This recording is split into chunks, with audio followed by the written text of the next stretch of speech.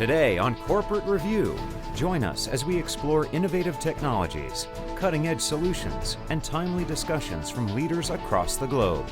This is Corporate Review.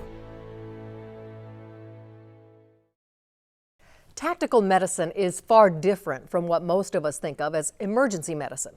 Law enforcement, first responders, military, security providers, even civilians need some instruction on proper response during emergencies like the Boston Marathon bombing or mass casualty events. Proper tactical medicine training is critical. Well, Tactical Combat Casualty Care, or TCCC, provides world-class medical instruction. Here to discuss why it stands above the competition is Chief Executive Officer Rafael DeGiorgio. Rafael, welcome. Thank you, Jack. Yeah, it's a pleasure to be here, and thank you for the invite. Rafael, what is the challenge in obtaining proper tactical medical training?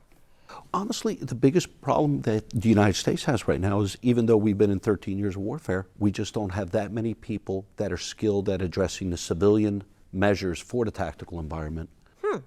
So how is Tactical Combat Casualty Care's training different, and what is really the difference between this type of combat care? Most of the combat care originates from the military, and that's great, except for the fact we're not in a military zone, obviously, back here in the States. And so where we differentiate ourselves is we use quality instructors, which everybody does, but our instructors also have the military and the law enforcement experience, so they can address the civilian side and the legal side to that. Why use Tactical Combat Casualty Care, or TCCC, for training, as opposed to another national organization? Big reason that we started in this was because of the fact that national organizations approached it from a cookie cutter response, and it doesn't address the local physician sponsor or the scope of practice or even the local laws that may be involved. And because the military angle is that the military soldiers can't sue the military. But here in, Right. in the U.S., obviously everybody's open to lawsuit, so we address that specifically, and that's why we hold our instructors such a high credentialing standard, is to make sure that they can address those from the medicine side and the judicial side. Interesting. I wouldn't have thought that that needed to be so critical, but apparently it is. We would all love to not be sued, but in this reality of today's environment, we have to address it. Talk a bit about your partnership with the Center for Law Enforcement Technology Training and Research. That has actually worked out very well. They're a nonprofit company out of Orlando, and what that has allowed us to do is reach out to law enforcement agencies that by their own charter are only able to take training from a nonprofit. So it helps.